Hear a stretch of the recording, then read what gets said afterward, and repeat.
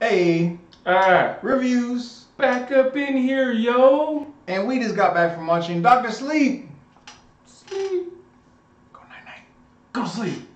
So this is the direct sequel to The Shining, The Shining. a week after Halloween. Hey, Johnny. Johnny Carson reference, which you just told me about, which I Yeah. actually hadn't put in two The and two Shining. together at the time. But yeah, so this is following up years later after The Shining. The now adult Dan Terrence meets with a young girl.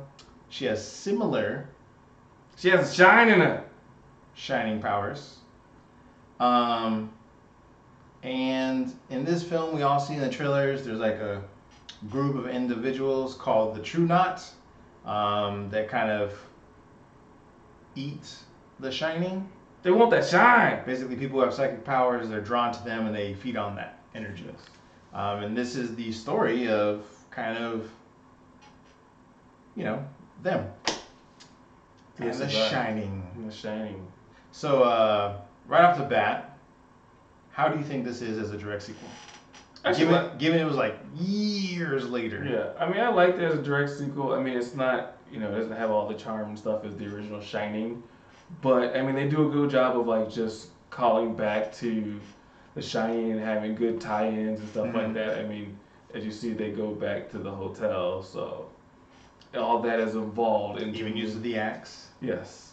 The acts and certain things that are there, certain rooms, certain stuff that were special in The Shining, they make sure they bring it into this one. Yep. There's lots of callbacks to the original as far as the cinematography. There's even locations. Yeah. They do a really good job. It's 2 hours and 31 minutes. I don't feel like it felt that long.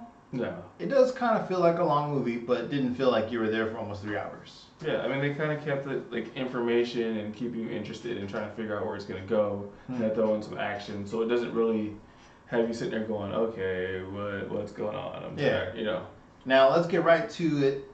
1 to 5 stars. What do you think? It's almost a 4 for me. Okay. Almost. Okay. I had a feeling you were gonna say that. It was almost a 4. I mean, it's not fully there. There's like some things I just feel like it had a little more action, a little more, I guess, horror feel to it. It got a full 4. It's like 3.5, 3.7. It's like almost there. It's like right there. Yeah. There were. I'm gonna go ahead and like 100% co-sign on that. There are aspects of this which I haven't read the book. So sorry to anyone out there who is a faithful book reader. On this one, I feel like there's a few tiny areas where they could have capitalized a bit more. There were some scenes, I won't say until we get to spoilers, but I was like, man, Yeah. this is what I'm talking about. I want to see more of this. And that's what like really hyped me up, kind of really drove the story. And I felt like we needed more of those moments. Although I did really enjoy the film, Yeah. I just felt like it could have had more moments that really engaged the audience more into the story that was going on and what was unfolding on the screen. So 3.5 for me. If I'm a big critic and I have no background on The Shining at all whatsoever, maybe I don't enjoy this one as much. Yeah, I mean, And maybe I only give it like a 3. Yeah, if you've never seen maybe The a Shining, 2.5. yeah, it kind of hurts if you've never seen The Shining. So I 100% feel like you need to have seen The Shining to fully appreciate the film. yes, Um, and like not just seen it, like you actually know because how they do certain shots and certain things. Yes. You go, okay, they did that in The Shining, so you can see like what they're doing homage to or whatever it is. Yeah, there are a lot of references. There are some character throwbacks during this film you're watching. So if you don't know where that character came in during The Shining, you're gonna be a little bit lost. And they also do a little bit of referencing to some of his powers that manifested during The Shining, which kind of is talked about here. I don't know if you necessarily had to have seen that in The Shining. However, again, it helps tremendously Yes. because you don't have to go, I wonder what they're talking about and hope for a reference. The way the film starts off, though, it kind of gives you the end, so to speak, of where The Shining kind of leaves off, just a little bit. Yeah. So it does give you a little bit of a refresher, but in my personal opinion, I don't think it's enough No. to kind of fill in that void of that other movie, which was another 2 hours, I think. Yes. So yeah, I wanted it to be a great film. Yeah.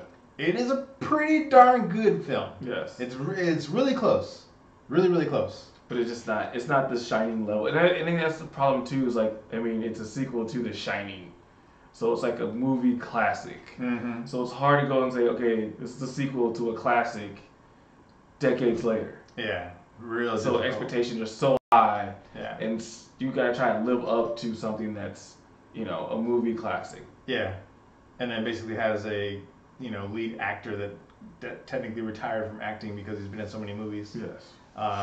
So the original Shining came out in 1980. So 39 years later, the Yes. sequel debuts in the theater. The book that the material is based off of actually only came out in 2013. Yes. So I mean, it's not like they pushed it too far back. So I mean. yeah, so lots of time to adapt that into a screenplay. But the sequel itself doesn't technically have the same amount of rich history. Kind of shows a little in some areas. Again, though, still really enjoyed the film. So if you are in the market, I would say for a kind of horror film, I can't say this is like. So it's more like suspense. Yeah, I It's would more like say a suspense, more kind suspense. of thriller, more, not more horror. Drama horror with a very light bit of horror. Like, now don't get me wrong, there are definitely. I will say this: there's at least probably 2 good like horror movie moments Yeah. in this film. Maybe a little bit more, but 2 for sure that stick out to me. I definitely cannot talk about them right now until we get to spoilers. But those moments are like good gravy. So really good from those aspects when they do show it to you. So again, do you need to see this one in the theater? What do you think? It's a toss up. I mean, it's some effect if you like the effect of being in a movie theater. Mm-hmm. I mean, it's 2.5 hours in the movie theater, so that's the only issue in terms of seeing it in the movie theater. But Yes. it's still worth seeing it in the movie theater. I think so too. Unless you're just like not really in the mood for a movie, but you want to see a movie, just wait. But if you are in the mood for a film and you want to see the sequel, or you just kind of are curious about this one, especially with some of the psychic abilities displayed in this film, I would say there are moments that slightly reminiscent to Inception. Not like a ton, but just a few. That's all I can say. So I enjoyed it from that aspect alone. Really liked it. Go check it out in the theater. Enjoy the sequel. We'll see you in the spoilers. Thank you everyone for liking, commenting, and subscribing. Share it to everybody. Appreciate all the love on the last couple videos we've been posting.